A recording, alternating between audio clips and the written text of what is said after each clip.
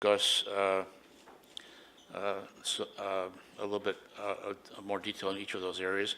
The second talk, which actually will be a little bit more substantive, will discuss the first part will discuss the mechanisms by which institutions and ORI collaborate on handling allegations of misconduct, and how institutions have to reach these decisions on whether misconduct may or may not have happened at the inquiry level, and if there has been a decision that an investigation is required, they have to notify ORI of that decision, and they have to then carry out an investigation. Their purposes are different. Usually it's to protect their staff and their reputation and the public literature, whereas ORI's responsibilities by law are to protect taxpayer funds. And so our objectives are to do an oversight review of the institutional investigations. And it's more complex than that, but we don't have 3 days, so I'm going to talk to you in somewhat less detail. So one of the things that's helped ORI it's, as Dr. Wang kindly pointed out, is the availability of tools, particularly computer-aided tools, to enhance the capacity to make findings of research misconduct by examining evidence that requires inter-lab, interdisciplinary, or even international collaboration. And this makes it much more difficult, for example, to deal with allegations of misconduct because they may arise in country A, and what is the responsibility for country B to look into those allegations of misconduct. And yet it's a daunting and increasing reality in international research. And even more and more, I understand in Europe, the European Union requires, almost requires that grant applications involve multinational applications. So it's becoming very complex. So it's increasingly difficult, if not impossible, for co-authors to bear equal responsibility for the entire paper. This has been true for many years, where you have labs in which there might be somebody specializing in a particular technique. We see this at ORI all the time. No one else in that lab knows how to do this procedure. It may be a specialized kind of microscopy. It could be, some genetic analysis or some statistical analysis or whatever it is. No one else has that capacity, and sometimes provides opportunity for that individual to falsify data where no one else can detect it. And so that is a problem of potential misconduct issues. I'll get to that in terms of my talk later about how it's necessary to prove that someone who that an act of falsification was known to somebody in order to be considered a possible finding of misconduct. And so the social media is playing a role in increasingly making concerns publicly available. This has sort of been a yes-no kind of, or positive-negative kind of thing for ORI. We are very sensitive to confidentiality issues because complainants often don't want to be identified because there's almost always adverse consequences to becoming a complainant. So in our record-keeping system and in our process at ORI, we maintain confidentiality of the process until it's complete. And at that point, if there's a finding of misconduct, the respondent's name is publicized. We publish our findings. But we don't publish the names of witnesses and complainants because we are required by law in the United States to protect the confidentiality of those individuals. And yet, PubPeer and other blogs and other social media believe, for whatever reason, that sense of confidentiality is not as important as identifying issues with papers, the post-publication process that Dr. Wang talked about.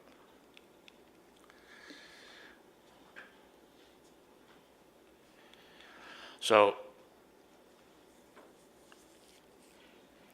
first of all, when I was at ORI, we would get visitors from overseas probably every 2 or 3 months. ORI has been around since 1992, and it was basically the first organization to get serious about dealing with research misconduct in the world. Not quite true. There's some Scandinavian countries that had processes in place as well, but obviously ORI is a much bigger player in that area. And I just recall these off the top of my head when I put the slide together: Australia, Canada, China, Croatia, Denmark, Germany, Japan, Korea, Singapore. I don't remember where people from Taiwan have visited ORI, but I know that we had a boot camp that Dr. Wang mentioned, the 3-day training programs that we run. We had at one point 3 visitors from Taiwan to a boot camp in the West Coast. So, you know, there is widespread interest in ORI. So it's, in many ways, considered the gold standard for how to handle research misconduct. And this quote that I'm going to read was sent to me by a friend of mine in Denmark named Niels Axelsson, who sent this to me several years ago when I was still at ORI, and I think it's relevant around the world. Don't go to a university that hasn't had at least one person fired for misconduct, because it means they aren't looking at it properly. So this is a quotation from Dr. Elizabeth Wagner, who at the time was the managing editor of the Committee on Publication Ethics, COPE.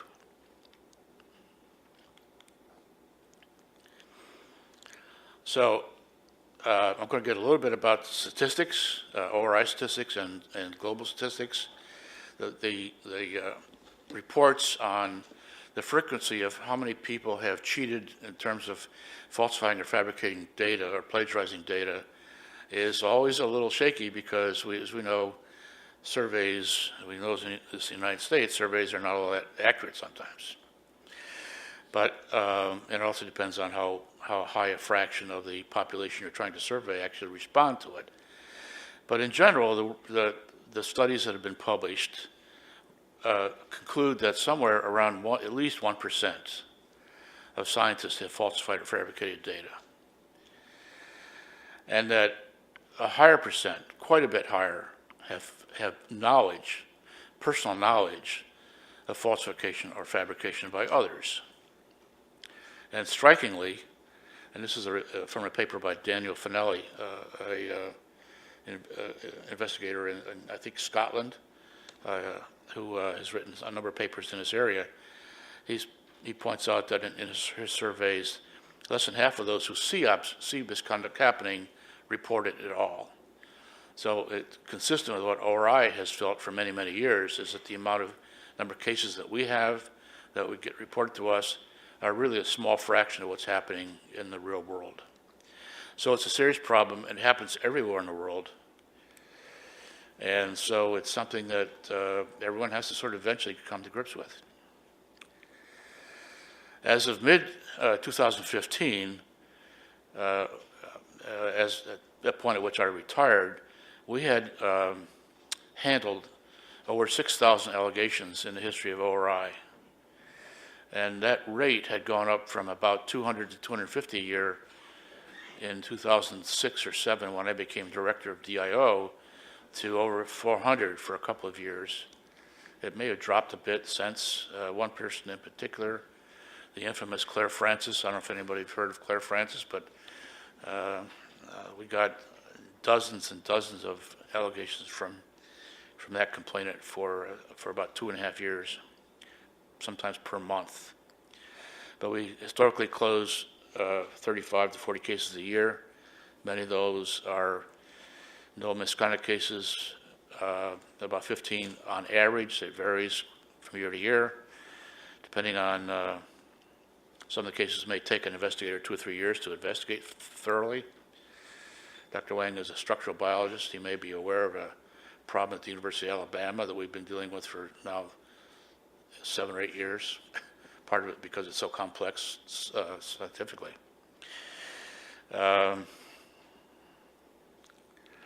So we make fewer findings for a variety of reasons, resource limitations being one. We have a small staff. When I was at ORI, we had a total staff of 24, of which the Division of Investigative Oversight had about 16 people, of which 9 were scientists or physicians. Many cases we are unable to prove who did what was clearly falsification. There's clearly falsifications that would be able to reach a finding of research misconduct on the basis of what clearly happened, but we can't find out who did it or the data disappeared. An easy example to understand is that many labs have central computers, and all the data is on that computer. And guess what? Everyone knows everyone's password, if there's a password. And if there's not, then how do you prove that the first time in which that false image showed up on a computer was done by person A, B, or C? It can't be done unless there's other testimony, and often there isn't.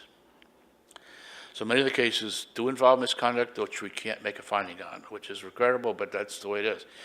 The other reason that sometimes we don't make findings is because the scientist who is accused of misconduct literally disappears.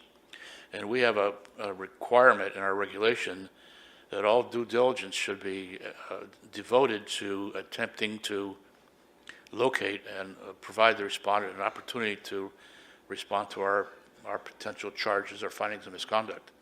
So for these reasons, we often are unable to make findings of misconduct. These are just some graphs showing the fluctuation in cases that we open and close and findings we make per year.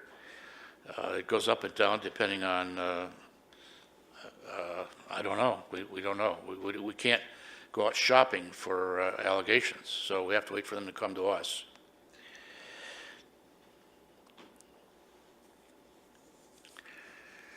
So some early statistics showing the total number of allegations was 3,600 by 2010. As I just mentioned, it's up to over 6,000 now. Average allegations, about 200. The total number of cases closed by 2010 was over 600. About 1/3 of those resulted in findings of misconduct.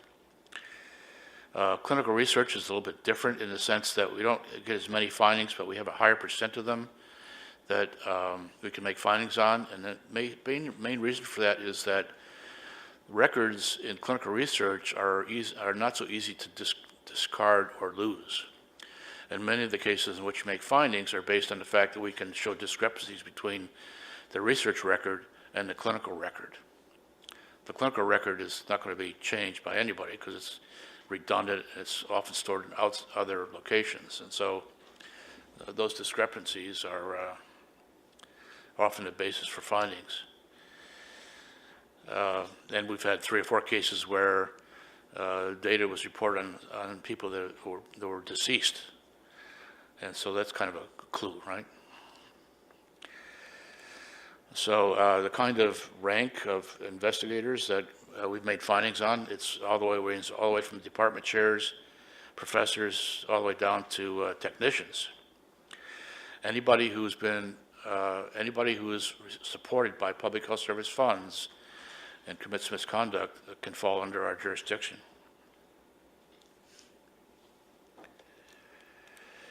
So I'm going to start off with a little bit of history about why ORI was created in the first place. Excuse me. And I remember this case as well. In 1974, I was not so old then, but Dr. William Summerlin was a researcher at Sloan Kettering working for a very famous transplantation immunologist named Robert Good. And he had claimed to be developing some, let me just get to his case after I mention all 3 of these cases. There's just a summary slide here. John Darcy was a prominent researcher at Harvard University. who's found